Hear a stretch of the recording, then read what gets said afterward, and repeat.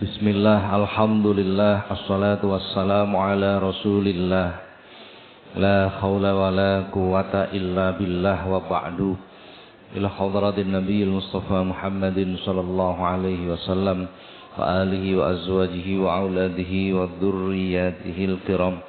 Wa ila jami'i baqiyati sahabati wa tabi'in syuhada'i wa salihin wal ulama'il amilin wa musannifin wa mu'alifin jami'il malaikatil mukarrabin.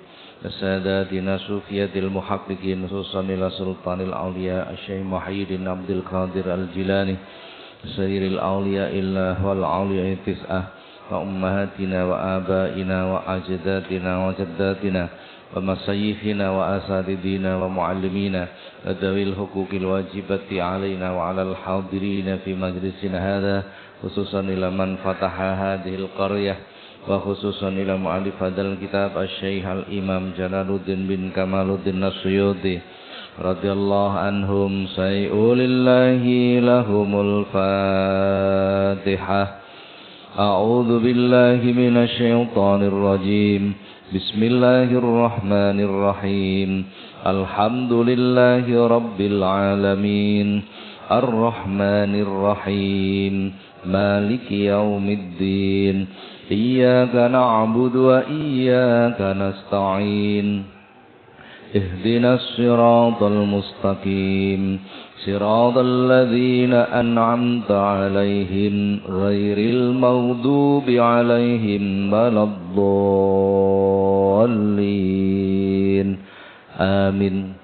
Para jamaah, alhamdulillah, sore hari ini kembali kita dipertemukan Allah di majelis yang penuh dengan keberkahan ini. Mudah-mudahan setiap aktivitas kita dicatat oleh Allah sebagai amal soleh. Amin, Allahumma amin. Para jamaah, kita lanjutkan kajian kita Al-Babur Rabi'u Asyarah, bab 14, menerangkan tentang keutamaan ibadah fardu, khususnya sholat. Menerangkan tentang keutamaan sholat. Hadis nomor berapa itu? 8. Bab 14, hadis nomor 8. Bismillahirrahmanirrahim. Qala al-musannifu rahimahullah ta'ala wa nafa'ana Allah bihi wa bi'ulumihi wa 'ada 'alaina bi barakatihi wa asrarihi wa karamatihi fid dharain amin. Wa qala sallallahu alaihi wasallam lan dawuh Kanjeng Nabi sallallahu alaihi wasallam, man utawi sapa wonge kutaro katinggal sapa man as-sholata ing salat muta'ammidan hale nejo fakot moko teman-teman kafaro kufur sapa man jihara hale deng-dengan. Hadisnya pendek. Barang siapa yang sengaja meninggalkan sholat, maka sungguh dia terang-terangan menjadi kufur. Jadi ono kufur niku kufur yang terang-terangan, kafaro jihara. Ada kufur yang karena perbuatan, bukan kesengajaan. Orang yang meninggalkan sholat itu berarti dia sengaja kufur. Jadi kufur itu kalau dibagi, ada namanya kufrul juhdi, ada namanya kufrul inat, ada namanya kufrun nifak, ada namanya kufrul asir, macam-macam kufur. Padahal dalam Al-Quran disebut wala in kafartum inna azabi lasyad. Orang-orang yang kufur itu akan disediakan siksa yang berat dari Allah. Begitu kan? Nah, kufur yang jenis meninggalkan sholat dengan sengaja, artinya dia dengan sengaja pula menjadi kufur. Bukan terpeleset sehingga menjadi kufur, tapi dengan sengaja menjadi kufur. Dengan makna lain, kufur yang terang-terangan. Kufur yang terang-terangan. Jadi kufur juhdi itu kufur karena merasa punya kemampuan. Contohnya iblis. Jadi iblis itu diperintah untuk sujud ke Nabi Adam, tidak mau. Karena merasa dirinya lebih unggul daripada Adam. Itu namanya kufrul juhdi. Jadi ketika iblis itu diperintah oleh Allah sujud pada Nabi Adam, kemudian iblis itu menolak. Aba wastakbar wa kana minal kafirin. Menolak untuk sujud. Kenapa? Karena ayat yang lain menyebut ana khairum minhu khalaqtani min narin wa khalaqtahu min tin. Karena iblis merasa lebih baik, lebih senior, lebih banyak ibadahnya daripada Adam yang baru diciptakan. Sehingga tidak mau, merasa tinggi hati. Jadi hati-hati, kita itu kalau melakukan ibadah yang banyak, tetapi mengantarkan kita tinggi hati, itu berarti memper karo iblis. Na'udzubillah min. Iblis itu begitu. Jadi iblis itu sebelum dia dilaknati Allah, itu makhluk yang paling sregep ibadah. Makhluk yang paling sregep ibadah. Makhluk yang paling pinter itu iblis. Namun ketika Allah menghadirkan Nabi Adam, kemudian diperintahkan semua makhluk penduduk alam malakut untuk sujud kepada Nabi Adam, iblis menolak karena merasa lebih senior, diciptakan lebih dahulu, bahan bakunya lebih baik daripada Adam. Ana khairum minhu, aku ini lebih baik dari Adam. Khalaqtani min narin wa khalaqtahu min tin. Aku ini dari api, Adam dari tanah. Jadi rasa bangga diri seperti ini itu justru yang menghadirkan laknatnya Allah. Na'udzubillah min dzalik. Mengenai bangga diri kalau dalam bahasa agama itu ujub, itu tidak diperkenankan. Tidak diperkenankan. Sudah. Jadi makanya orang percaya diri itu harus. Tapi nek kebablasan tidak baik juga gitu. Jadi khairul umur awsatuha. Sebaik-baik urusan itu ya yang tengah-tengah saja, jangan pernah berlebihan. Baik, orang-orang yang meninggalkan sholat dengan sengaja, maka dia menyengaja menjadi orang yang kufur. Artinya menyengaja untuk menentang Allah.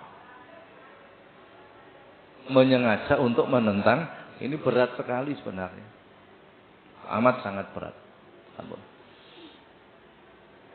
Hadis yang lain, Rasulullah menyampaikan, ma min abdin mu'minin yatrukus sholati walam ya'tiha illa kataballahu ala wajhi hada kharijum min rahmatillah. Tidaklah seorang hamba yang meninggalkan sholat dengan sengaja, kecuali Allah akan menulis di wajahnya dengan satu tulisan, hada kharijum min rahmatillah. Orang ini telah keluar dari rahmatnya Allah. Jadi wong ini sengaja ninggal sholat, itu ada stempelnya. Dia dengan sengaja keluar dari rahmatnya Allah. Maka para malaikat tidak akan memberi. Tidak akan memberi. Karena sebagian ngedum rahmat itu kan malaikat. Walaupun decision makernya itu Allah, tapi urusan teknis urusannya malaikat. Hadis yang lain Rasulullah menyampaikan, idza tarakal abdu fardhan wahidan kutiba ismuhu ala babin nari. Ketika seorang hamba meninggalkan satu kewajiban, tidak menyebut secara khusus hadis ini sholat, satu kewajiban, hal yang diwajibkan, maka Allah mencatat namanya di pintu neraka. Na'udzubillah min dzalik. Kemudian kita muncul pertanyaan. Terus pundi Pak? Kula dhisik nom-nomane beling ora tau salat. Umpamane begitu. Ini solusinya bagaimana ini? Bagaimana solusinya? Umpamane dhisik wis kadung. Bagaimana? Ya pintu besarnya tetap bertobat kepada Allah. Kemudian dilanjutkan untuk mengqadha salat sekiranya mana yang diingat. Nun sewu. Dalam keluarga itu yang paling bertanggung jawab itu adalah kepala keluarga. Gitu. Kok salah satu anggota keluarga itu tariku sholat, meninggalkan sholat, Maka yang ditanya pertama kali itu kepala keluarganya. Kok iso anakmu gak sholat? Bagaimana kamu melakukan kewajiban? Itu kepala keluarga. Kok iso bojomu gak sholat? Itu yang ditanya pertama kali kepala keluarga. Nah, ini bapak-bapak ini harus inten untuk memperhatikan urusan ini. Nun sewu. Banyak kasus, saya menemukan banyak kasus. Ini anak ninggal sholat itu kan jelas. Banyak kasus itu seorang perempuan meninggalkan sholat karena tidak ngerti. Ini masalah. Saya berikan contoh. Nun sewu. Ini sekedar untuk menambah wawasan saja. Panjenengan gadah istri, diralah istrine udur. Apa udur itu? Datang bulan. Panjenengan sebagai kepala rumah tangga tetap harus ngerti bagaimana batas seorang istri itu suci. Karena ketika suci saat itu telah wajib melakukan sholat. Betul nggak? Kok sampai nggak ngerti, kemudian tetap nggak sholat saja. Maka yang dihitung pertama kali, dihisab pertama kali kepala keluarga tetap. Saya berikan contoh. Bagi seorang istri, udzur itu minimal keluar darah 1 kali 24 jam. Betul nggih? Minimal.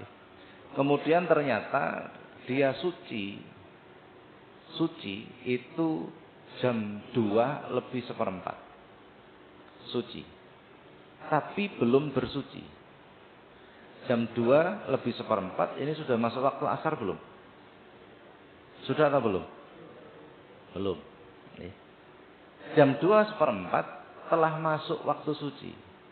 Tapi belum bersuci. Sampai terdengar azan asar. Berarti dia meninggalkan sholat duhur. Tahu sampean mikirnya kira-kira? Pernah enggak? Lah ini kategori tariku sholah, meninggalkan sholat. Pemenang si aras-arasan arep adus. Wis aduse mesisan mengko. Ya, betul. Panjenengan nek pengen belajar, ada kitabnya itu. Ada khusus menerangkan tentang itu, namanya Risalatul Mahid. Ada khusus menerangkan tentang itu. Contohnya seperti itu. Jadi kadang itu tidak sengaja ternyata meninggalkan sholat. Itu tetap yang dikisah pertama kepala keluarga. Tetap itu. Tetap. Makanya kepala keluarga kalau merasa tidak mampu, ya bojone dikon ngaji. Terutama bab seperti itu. Yang utama dulu lah. Ngaji itu yang utama dulu. Yang penting dulu selesaikan. Yang pokok dulu selesaikan. Baru kemudian yang sunnah. Jangan dibalik. Nanti ketemunya mengejar sunnah, meninggalkan yang wajib, itu pikiran yang salah itu. Yang wajib dulu selesaikan. Baru kemudian yang sunnah. Jadi gimana? Memang beragama di zaman ini itu cenderung mengikuti tren. Kan begitu nih? Cenderung mengikuti tren. Jadi padahal beragama itu tidak begitu. Beragama itu berurutan. Jadi mana yang pokok dulu, mana yang wajib dulu, itu berurutan. Ada silabinya. Tidak mengikuti tren. Nah, orang Indonesia itu senangannya melu tren. Senangannya melu tren. Usum kembang kabeh, usum ake kabeh, kan begitu kan?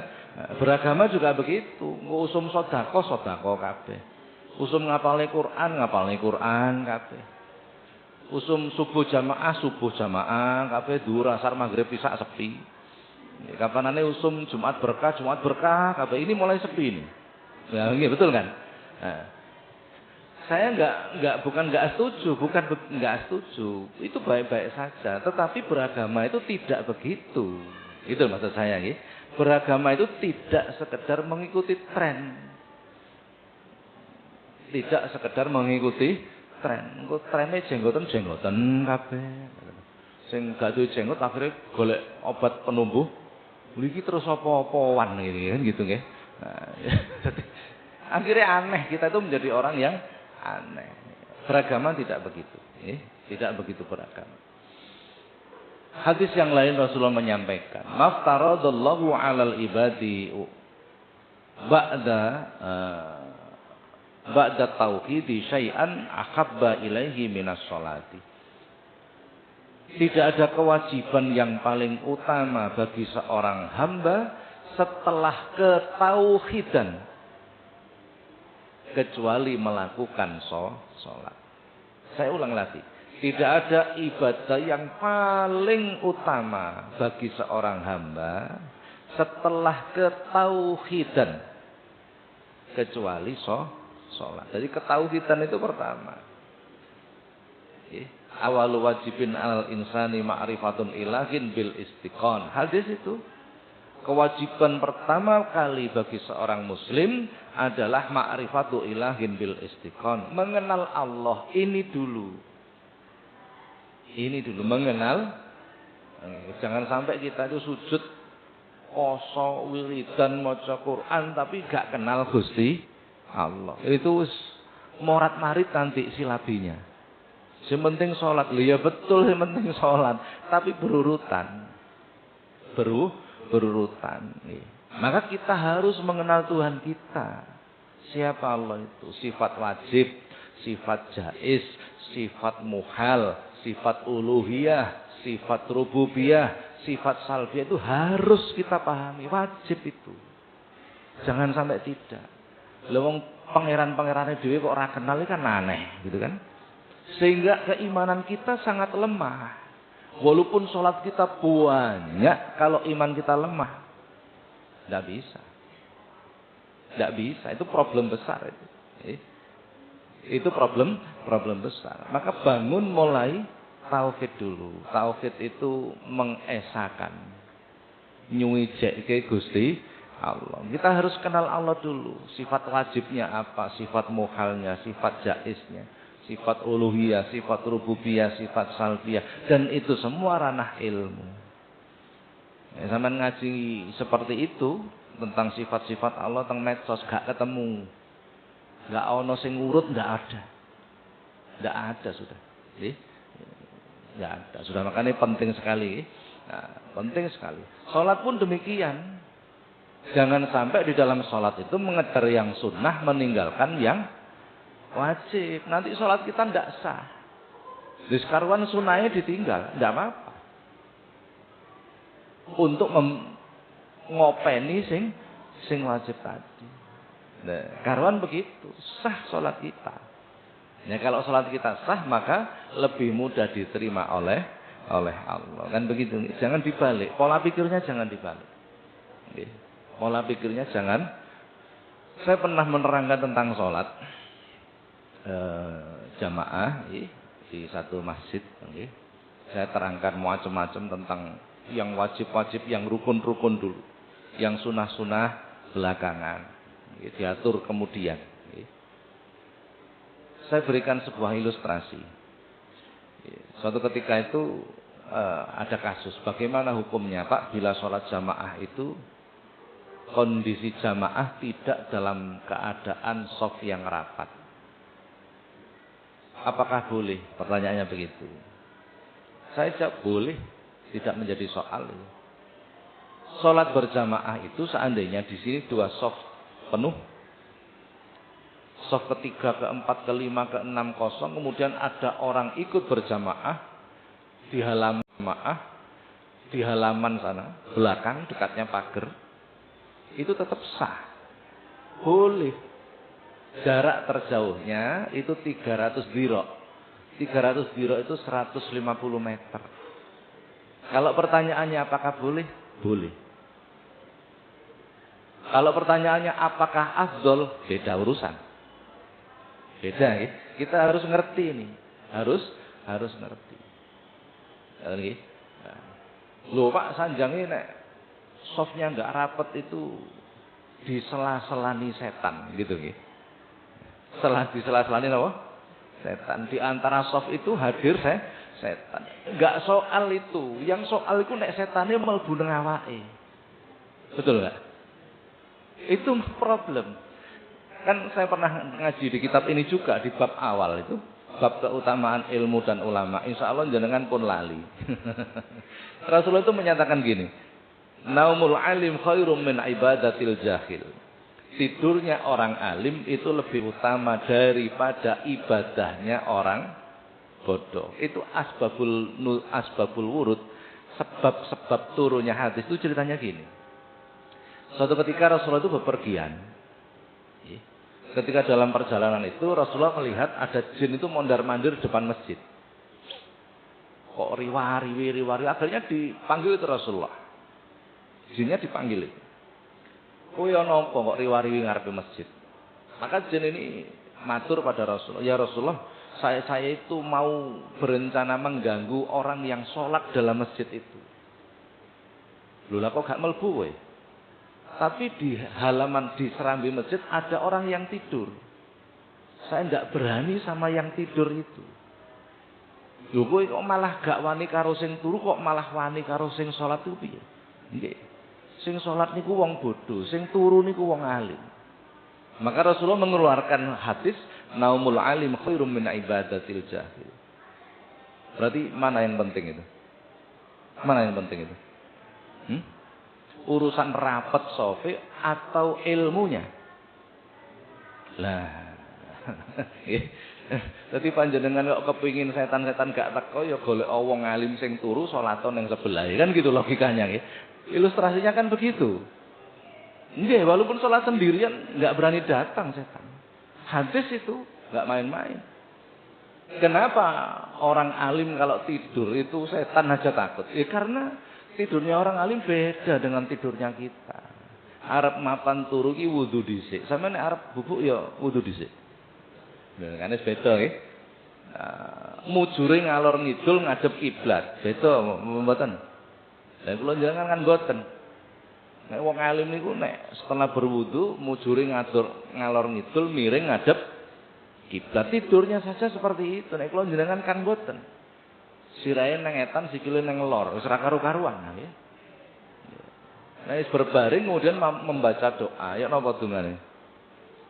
Dungane turu ya napa? Bismikallahumma ahya wa bismika amut. Nggih niku dungane turu bocah TPA.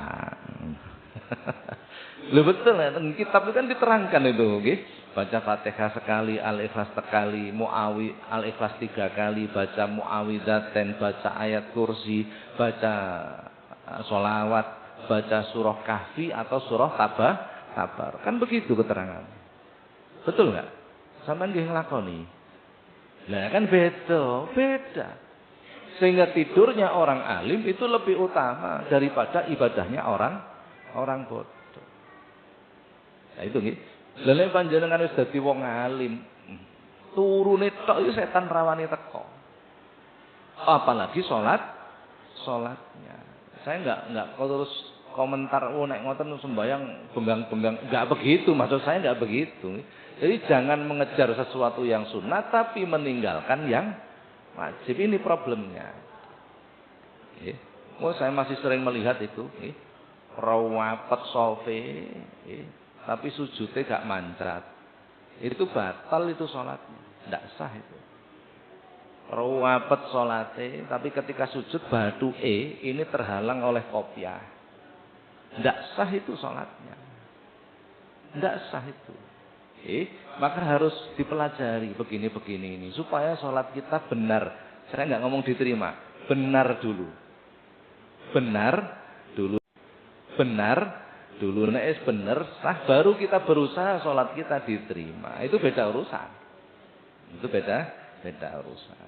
Ada lagi dan lain sebagainya. Baik, kita lanjutkan. Waqala sallallahu alaihi wasallam lan dawuh Kanjeng Nabi sallallahu alaihi wasallam as-shalawatu tawi pira-pira salat al-khamsu kang 5. Iku kafaratun dadi kafarat. 5 kedue barang bainahuna kang tetep antarane salat. Majtunibat selagine tentuhi apa al-kabairu pira-pira dosa gedhe. Wal jum'atu ilal jum'ati lan utawi Jumat siji ilal jum'ati tumeka Jumat kang weneh. Iku kafaratun dadi kafarat lima bainahuma kedue antarane Jumat loro. Wa ziyadatu salasati ayamin lan tambah salasati ayamin telu pira-pira dina. Dalam hadis ini Rasulullah menyampaikan sholat yang 5 waktu itu menjadi kafarat pelebur dosa di antara masing-masing sholat. Ngeten maksudnya. Subuh bar subuhan kula jenengan nglakoni dosa. Terus kita sholat duhur. Maka dosa kita antara subuh dan duhur diampuni oleh Allah. Maksudnya begitu. Duhur bar duhuran nglakoni dosa meneh. Mbuh ngamuk niku dosa kan? Ngrasani wong suudzon nggih. Nek santri kados kula jenengan insyaallah nek dosa besar ndak lah. Insyaallah ndak nggih. Tapi nek dosa cilik koyoke ya sik rada abot ngoten nggih. Suudzon kan macam-macam nggih. Lah di antara salat dosa yang dilakukan di antara salat ini dilebur dengan salat yang belakang. Jadi ngentekno dosa. Nggih. Majtunibat al-kabairu. Selama kita meninggalkan dosa besar. Kalau menghapus dosa besar tidak bisa. Salat yang kita lakukan tidak kuat untuk menghapus dosa yang besar. Nah, kalau dosa-dosa cilik itu habis. Bahkan wudu saja itu bisa menghapus dosa kan begitu kan? Nah, jadi setiap ibadah kita itu sebenarnya menghapus dosa. Yang dimaksud dosa kecil. Panjenengan sedekah niku kafaratud dzunub, menghapus dosa juga. Jadi semua ibadah yang kita lakukan itu menghapus dosa. Tetapi tidak akan bisa untuk menyembuhkan penyakit hati. Ini yang harus kita pahami. Harus kita pahami. Jadi nek menghapus dosa iya, tapi nek menyembuhkan penyakit hati tidak bisa. Penyakit hati itu contohnya riya, ujub, takabur, syahwat, hawa. Itu penyakit hati. Tidak bisa. Ibadah itu tidak bisa untuk menyembuhkan penyakit hati. Hanya satu pintunya melalui makrifah, memahami, melalui ilmu. Buktine wong salat akeh sing riya, wong maca Quran akeh sing ujub. Gitu? Nah, itu bukti sudah. Itu menunjukkan bahwa ibadah kita tidak akan bisa untuk menyembuhkan penyakit hati. Contohnya begitu. Adapun Jumat 1 sampai Jumat berikutnya itu penghapus dosa di antaranya wa ziyadatu salasati ayamin dan ditambahkan 3 hari. Berarti Jumat 1 dengan Jumat berikutnya itu menghapus dosa 10 hari. Dosa yang kita lakukan selama 10 hari. Tuh, ini namanya keutamaan. Begini ini akan kita dapatkan manakala sholat kita benar ini dulu. Kalau sholat kita tidak benar ya nggak dapat. Raqatul fajri khairum minad dunya wa ma fiha. Hadis. 2 rakaat fajar subuh itu lebih utama daripada dunia dan seisinya. Tapi sholatnya gak sah. Gimana? Kan problem, betul kan? Nah, lebih baik nggak usah sholat fajar, yang penting sholatnya sah. Saya nggak ngomong gak penting, nggak ngomong begitu loh saya, nggak ngomong begitu.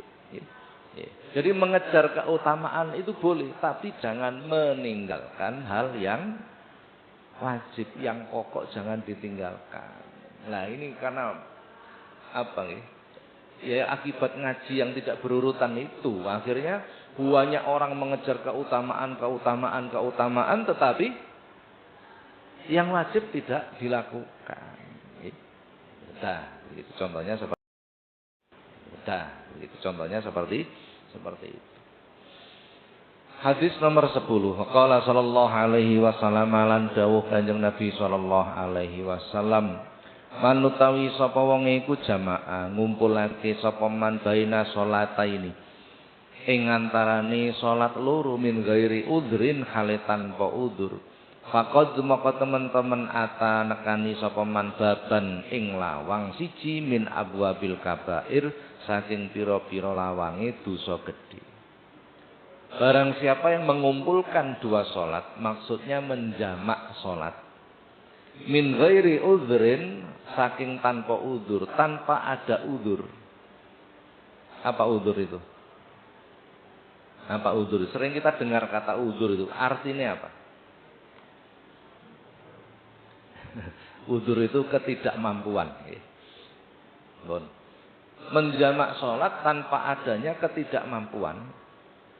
Faqad atababan min abwabil kabair. Maka dia sungguh mendatangi salah satu pintu di antara pintu-pintu dosa besar.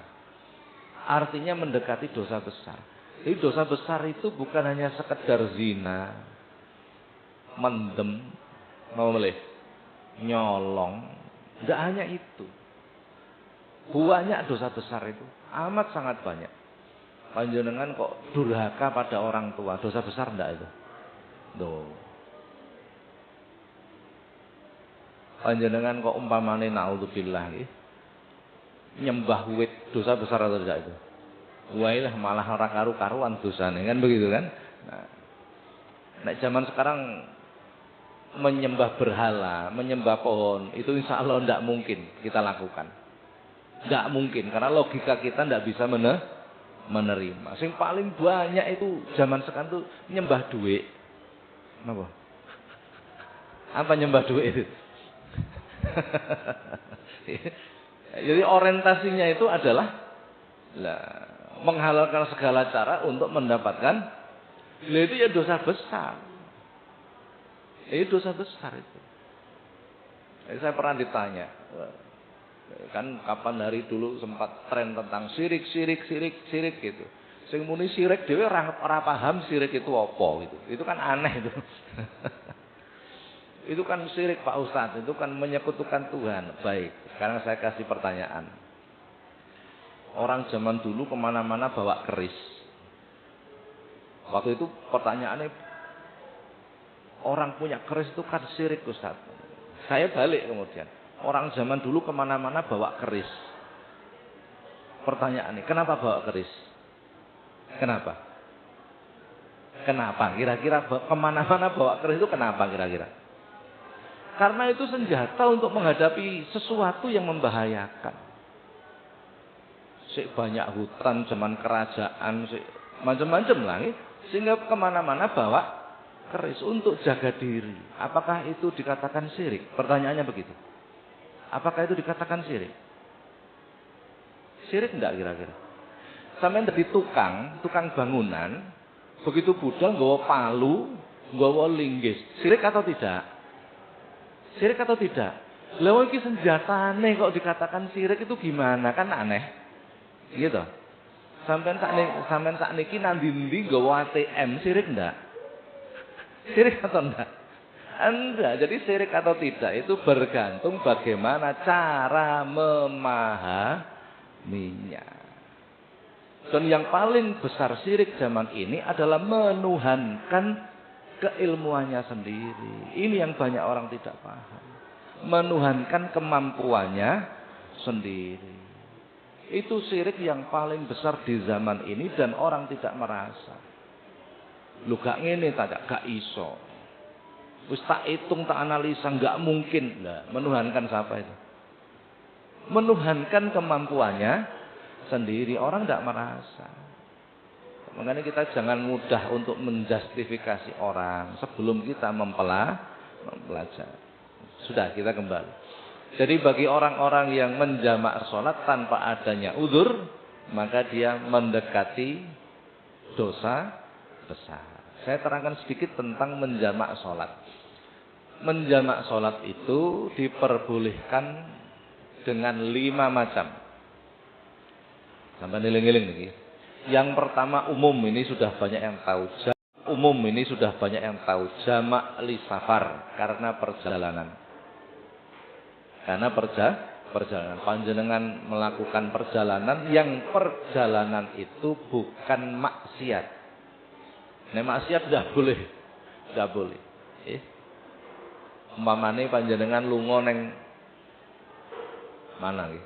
Ngawi, itu kan sudah lebih dari 80 kilo. Batasnya 80 kilo. Anggaplah 80 kilo. Itu diperkenankan untuk menjamak sholat. Sholat yang boleh dijamak, zuhur dan asar, maghrib dan Isya. Nek subuh karo zuhur ndak boleh nggih. Berarti zuhur dan asar, maghrib dan isya. Menjamak itu mengumpulkan dua waktu sholat dikumpulkan jadi bisa di awal namanya jamak takdim, bisa di akhir namanya jamak takhir. Apakah boleh dikosor, Pak? Boleh. Dikosor itu diringkes. 4 rakaat jadi 2 rakaat. Nek 3 rakaat ya napa, Pak? Mosok 1,5. Ya aneh sing takon kan ngoten nggih. Heeh. Nah, sing takon sing aneh. Sudah. Jadi pertama jamak li safar karena bepergian. Boleh. Yang kedua jamak lil marad karena sakit. Panjenengan opname ning rumah sakit. Nggih, diinfus. Nggih. Sehingga kesulitan untuk melakukan sholat. Apakah boleh ini menjamak sholat? Boleh. Zuhur asar kumpulkan, maghrib isya kumpulkan, boleh. Itu jamak lil marid namanya. Yang ketiga jamak lil mator, jamak menjamak sholat karena bencana alam.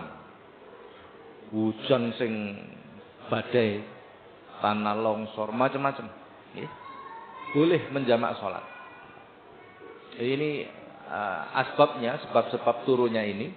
Ketika itu hari Jumat, mendekati Jumatan ternyata terjadi badai di Madinah. Maka orang-orang banyak yang nggak pergi Jumatan. Maka oleh Rasul diperintah untuk menjamak sholat. Boleh. Nek udane ukur-ukur ya gak ngono maksudnya. Itu kan bukan halangan, bukan masakot gitu. Masakot itu halangan yang berat, nih. Jadi jangan mengada-ada. Yang tahu kita sendiri itu, nih. Yang tahu kita sendiri.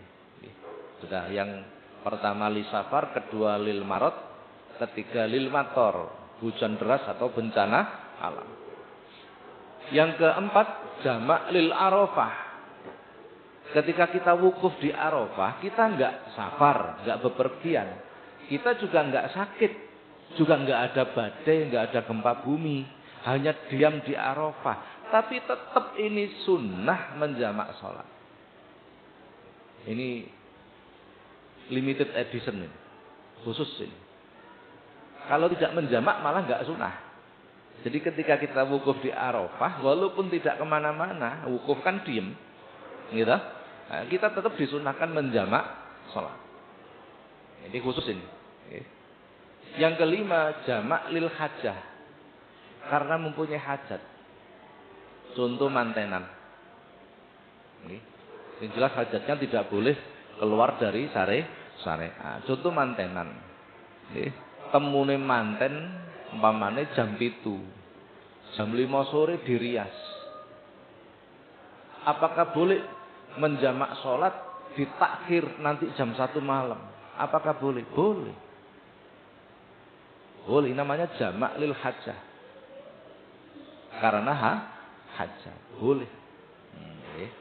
Yang penting hajatnya itu sifatnya insidentil.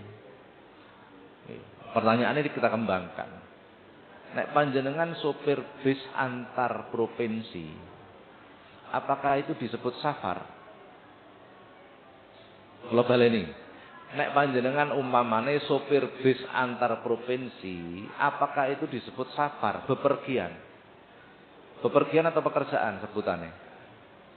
Apakah boleh menjamak sholat? Gimana ini jawabannya? Ya itu pekerjaan atau bepergian namanya? Kira-kira apakah boleh menjamak sholat? Bingung toh? Dan sebenarnya fikih itu seperti itu dan masih banyak hal-hal yang perlu didiskusikan. Betul banyak sekali. Kapan hari saya ngaji kitab ini juga waktu itu menerangkan zakat di masjid mana saya lupa. 3 hari yang lalu mungkin ya, menerangkan tentang zakat. Oh bukan, menerangkan tentang keutamaan fakir. Zakat itu penasnafnya orang yang berhak menerima 8. Tetapi fokusnya adalah fakir miskin. Betul nggih? Amil itu diangkat oleh negara. Selain itu disebut panitia, maka panitia tidak boleh menerima. amil boleh.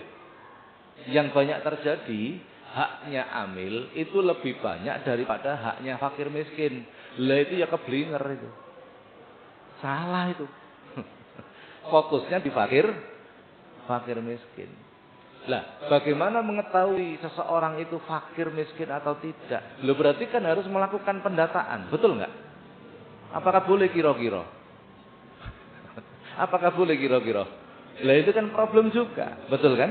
Nah, ini begini-begini ya memang harus banyak didiskusikan. Sehingga ketika kita beragama itu tidak salah. Karena zakat itu fardu, wajib. Gitu. Zakat itu hukumnya wajib. Saya ngaji di masjid di daerah MA, belakangnya GYKP itu. Wah, sering konflik ketika urusan zakat itu. Karena ini pendapat begini, akhirnya saya diangkat menjadi ketua Dewan Syariah di situ. Jadi keputusan itu ada 4 ustadz, keputusan itu di tangan Dewan Syariah tentang hukum. Adapun takmir itu pelaksana. Nah, enak wis. Jadi nek ana jamaah sing komplain takono Dewan Syariah gitu. Wis enggak ada yang berani komplain akhirnya. Dan itu benar memang. Dan itu benar. Itu namanya fasalu ahla dzikri in kuntum la ta'lamun. Bertanyalah kepada ahlinya bila kalian tidak. Karena beragama itu tidak boleh kira-kira. Tidak boleh. Kira-kira itu tidak. Apalagi enak ngene. Wah, rusak kabeh no. Tidak boleh beragama. Sudah. Dalam hadis yang lain Rasulullah menyampaikan, la yaqbalullahu min tariki shalah saumahu wala shadaqatahu wala hajjahu wala amalahu wala zakatahu. Allah tidak menerima dari orang-orang yang meninggalkan sholat, puasanya, sedekahnya, hajinya, semua amalnya dan zakat. Jadi kok ana wong iku ninggal salat, sedekahe gak diterima, posone gak diterima, hajine, umrohe gak diterima. Semuanya gak diterima. Gara-gara tarikus salat, meninggalkan salat. Nauzubillah min dzalik. Ngoten nggih. Nek balik mau nggih. Bojone kula njenengan kok ora ngerti hukum ketika udzur tanpa sengaja meninggalkan salat, itu juga menjadi problem. Maka yang lain menjadi tidak diterima. Nauzubillah min hadis yang lain. Rasulullah menyampaikan tariku sholati yanzilu alaihi kulla yaumin wa lailatin alfa la'natin wa alfa sakhatin. Bagi orang yang meninggalkan sholat, maka diturunkan kepadanya setiap hari 1000 laknat dan 1000 kebencian. Jadi wong sing ninggal sholat niku saben dina dilaknati ping 1000. Lho, naudzubillah min uripe bakal angel. Seandainya duitnya akeh ya sumpeke gak leren-leren. Dan lain sebagainya. Ini begitu penting bagaimana sholat kita benar. Itu dulu sudah. Bagaimana sholat kita benar. Pun hadis terakhir menerangkan tentang keutamaan sholat. Barangkali ada pertanyaan, dipersilahkan. Monggo. Iya Bapak.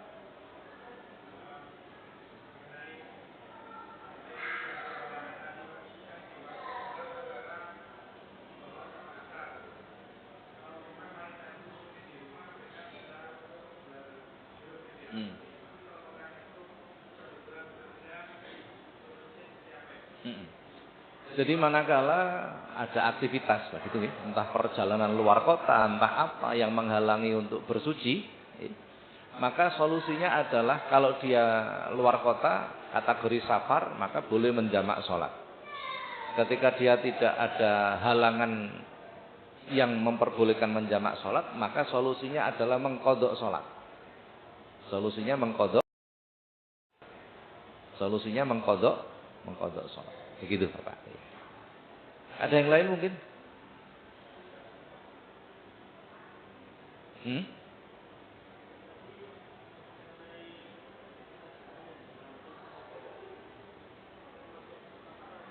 Lah, saya kan tadi tanya. Kalau orang bekerja sopir bis antar provinsi, itu kategori safar atau pekerjaan? Kalau safar kan boleh menjamak sholat. Kalau pekerjaan kan tidak boleh. Loh, saya nggak ngomong, saya tadi tanya, kira-kira apa? Itu pekerjaan itu. Itu pekerjaan. Jadi tidak bisa dikatakan safar. Kalau bepergian itu ya bepergian. Kalau itu pekerjaan. Bagaimana kalau itu pekerjaan? Apakah boleh menjamak? Tidak boleh. Tidak boleh. Makanya harus pandai ngatur waktu. Pandai ngatur waktu. Yes, pokoknya ke terminal ya mudun lah kan mesti ada terminalnya itu. Mudun ya sholat dulu. Ya memang harus begitu. Ada yang lain?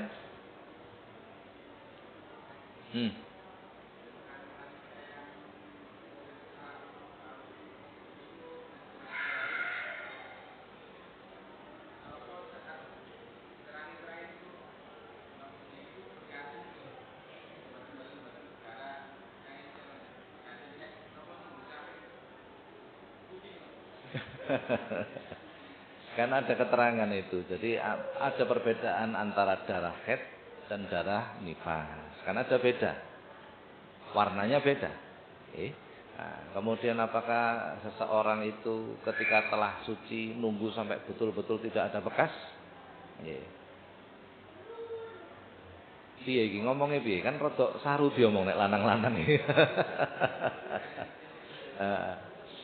Jadi memang harus gini. Masa tercepatnya adalah 1 kali 24 jam. Seorang perempuan itu. Kemudian ada jenis darah. Harus perhatikan jenis darah. Manakala darah itu sudah tidak mendekati kecoklatan. Sudah tidak mendekati kecoklatan. Bekasnya itu. Maka itu tanda suci. Itu tanda suci. Begitu. Jadi ada kalanya warna hitam. Ada kalanya warna merah. Itu tanda-tanda darah. Jadi begitu caranya. Ya memang ini penting. Biasanya nek urusan ini itu yang saya suruh ngaji anak saya perempuan itu ngaji ke ibu-ibu biasanya. Untuk menerangkan ada kitab sendiri namanya Risalatul Mahid. Kitab tersendiri itu. Namanya Risalatul Mahid. Itu yang mengatur menerangkan tentang urusan itu tadi. Begitu. Karena wong lanang sing nerangno kan rodok piye gitu kan. Nah, betul. Gitu. Sampun? Mudah-mudahan manfaat. Al-Fatihah.